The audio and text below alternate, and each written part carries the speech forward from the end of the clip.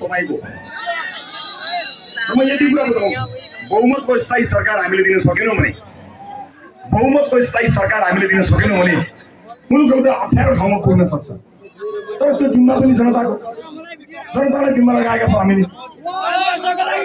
यतिका वर्षसम्म मौका पाएर पनि जनताका आकांक्षा पूरा गर्न नसकेपछि जनताले खोजेको विकल्प हो रासोपा। जनताले खोजेको विकल्प हो रासोपा।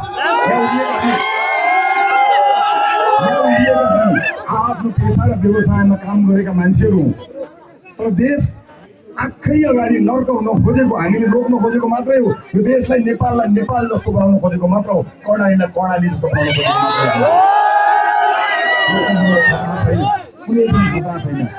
हाम्रा दाजुभाइ दिदीबहिनीहरू आज भाषापत्र सार्वजनिक भएका छन्। भाषापत्रमा हामीले गरेका 100 वटा प्रतिबद्धता केही बेरपछि सम्भवतः यो आजको सभा सकिएपछि हामीले सार्वजनिक रूपमा यहाँहरूलाई वेबसाइट मार्फत जानकारी गराउनेछौँ। हाम्रा प्रतिबद्धताहरू छन्। रासोपाले सरकार बनाइसकेपछि हामीले गर्ने कुराहरूमा तपाईँले शङ्का गर्नु पर्दैन। सानो एउटा उदाहरण मात्र दिन्छु, धेरै बोल्नुभन्दा पहिला। यस पार्टीका धेरै साथीहरू यहाँ हुनुहुन्छ, उहाँहरूको विज्ञताको बारेमा मैले भन्नु पर्दैन। किन रासोपा? किन रासोपा भने यो देशका सबैभन्दा युवा उम्मेदवार उठाउने पार्टी रासोपा। वर्षौँ अगाडि मात्र त्यो भएको थियो। सबैभन्दा धेरै युवा डक्टर रासोपामा छन्, इन्जिनियर रासोपामा छन्, खेलाडी रासोपामा छन्, मोडल रोल मोडल सबै रासोपामा छन्। सीमान्तरित वर्गको पनि पार्टी रासोपा भएको छ। घाइते जेनजीको सबैभन्दा बढी जेनजीको प्रतिनिधित्व भएको पार्टी रासोपा हो। घाइते परिवारको रासोपा, घाइते सैनिकको प्रतिनिधित्व भएको रासोपा हो। शहीद परिवारको पनि संलग्नता भएको पार्टी रासोपा हो। त्यसैले सिङ्गो देश जागेर यतिखेर हामी परिवर्तनको एउटा नयाँ उद्घोष गर्न चाहन्छौँ, नयाँ ठाउँमा लिएर जान चाहन्छौँ। त्यस कारणले हो घन्टीमा भोट हाल्ने। एउटा पार्टी र एउटा नेता जिताउनु होइन, पार्टी र नेताले त कति जिते यस पटक जनता जिताउने हो।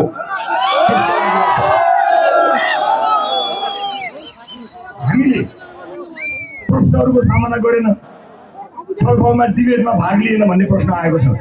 हामीले जवाब दिने भनेको यो प्रश्नको ठेक्का कसैले नलिए हुन्छ। जनताको प्रश्न जनताले सोध्छन्, घर घरमा सोधेका छन्, जवाब दिएका छौँ हामीले। हर घर दैलोमा जनताले प्रश्न सोधेका छन्, हरेक ठाउँमा जवाब दिएका छौँ। प्रश्नको ठेक्का हामीले कसैलाई दिएका छैनौँ। जनताको प्रश्न जनताले सोधेका छन्। हर जनताको हर प्रश्नको हर ठाउँमा, हर चोकमा, हर गल्लीमा, हर ढोकामा जवाब दिँदैछन् रासोपाका सबै नेताहरू, सबै उम्मेदवारहरू। त्यस कारणले प्रश्नको ठेक्का पनि नलिए हुन्छ, लोकतन्त्रको ठेक्का पनि नलिए हुन्छ। हामीलाई थाहा छ प्रश्नको उत्तर त धेरैले दिए, अब उत्तर होइन समाधान दिने हो। समाधान स्थायी सरकार। मैले भाषापत्रमा भएको कुराहरू पढेर तपाईँहरूको समय खेर फाल्न चाहन्न। विधिको शासन बसाउँछौँ, स्थिति बसाल्छौँ, स्थिति कानुनी राज्य स्थापना गर्छौँ। गलत गर्न पाइँदैन, गलत गर्दैनौँ। र जुन आँट र साहसका साथ हामी उभिएका छौँ, यो देशमा आँट गर्न सक्ने नेता को होला भन्ने कुरा एक्चुअली बालनजी र मलाई हेर्नुहोस् न, अरू कसले आँट गर्ला? हामीले नगरेको। यो देशमा हामी दुईजनाले पनि नगरेको आँट कसले गर्ला? आँटको चिन्ता नलिनुहोस्, ताकतको कुरा गरौँ। ताकत चाहिँ बहुमत ल्याएर मात्रै पाउँछ। ताकत तपाईँले दिने हो। आँट हामीले गरेका छौँ, ढङ्ग पुर्याएर बिना प्रतिशोध यो देशलाई अगाडि बढाउनेछौँ। कतिपय मानिसलाई पर्साउने काम भएको छैन। हाम्रो सरकार आयो भने उठीवास लगाउँछ, डोजर लगाउँछ भनेर तपाईँलाई तर्साउने झुक्क्याउने काम भएको छ। कोही पनि आत्तिनु पर्दैन। डोजर चल्यो भने सबभन्दा पहिला भ्रष्टाचारीको महलमा डोजर चल्छ, चिन्ता गर्नु पर्दैन।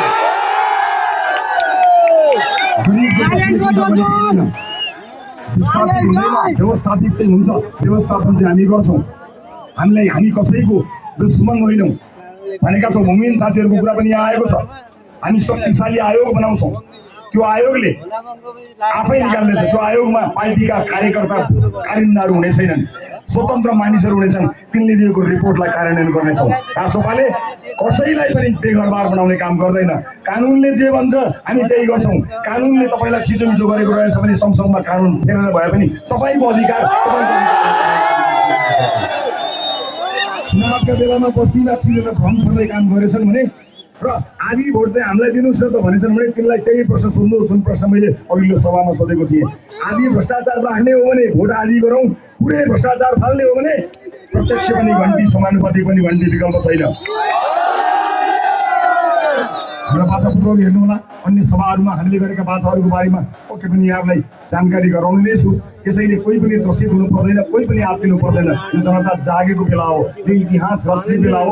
आउने चुनाव सामान्य दिन होइन, एउटा महत्त्वपूर्ण दिन हो, आफ्नो पुस्ताको भविष्यको लागि सोच्ने दिन हो। मलाई यो पनि थाहा छ, अन्त्यमा भन्छु, तपाईँहरू मध्ये कोही न कोही कुनै पनि राजनीतिक दलप्रति आस्थावान हुनुहुन्छ। तपाईँलाई भरोसा छ वर्षौँदेखि भोट हाल्दै आउनु पनि भएको होला। यतिखेर तपाईँको आस्था र निष्ठाको उदाहरण दिने, भेटी चढाउने, बलि चढाउने बेला होइन। निष्ठा त देशप्रति हुनुपर्छ, कुनै पार्टीप्रति होइन। देशप्रति निष्ठा देखाउने बेला हो, पार्टीप्रति होइन। 5 वर्षको स्थायी सरकार बनाउने म्यान्डेट यहाँले दिनु होला। एउटा देश, एउटा झन्डा, एउटा चुनाव चिन्ह, एउटा प्रधानमन्त्री, एउटा सभापति। हामी 5 वर्ष काम गरेर देखाउँछौँ। 5 वर्ष हामीले काम गर्न सकेनौँ भने तपाईँहरूले भन्नुपर्नेछ, तिमीहरूले काम गर्न सकेनौ भनेर तपाईँले भन्नुपर्नेछ। त्यसैले अघि हाम्रो साथीले भन्नुभयो नि, अहिले तपाईँले घन्टी बजाउनुहोस्। 5 वर्षसम्म हामीले काम गर्न सकेनौँ भने राजनीतिक रूपमा त्यही घन्टीले हामीलाई बजाइदिए हुन्छ, केही फरक भोट बाँड्ने काम नगरिकन सबैलाई भन्नु होला, सबैलाई बताउनु होला। म यति भनेर यहाँहरूसँग चाहिँ बिदा चाहन्छु। मलाई विश्वास छ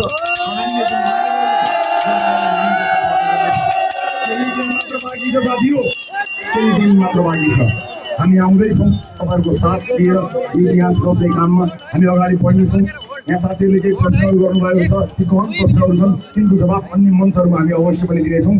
प्रदेशलाई ठिक ढङ्गले अगाडि बढाउने कुरा गरेका छौँ हामीले। प्रदेश संरचनामा हामीले प्रश्न गरेको, प्रदेशलाई नेताको पार्किङ लट बनाउने होइन, काम गर्न सक्ने बनाउने हो। बेढङ्गको होइन, ढङ्गको बनाउने हो।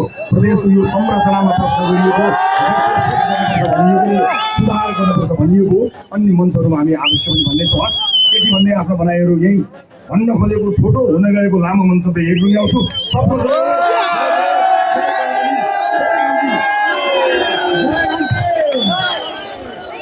हामीले सुन्ने गरेका छौँ राष्ट्रवाद त सहरमा मात्रै छ, सहर केन्द्रित छ भनेका छन्।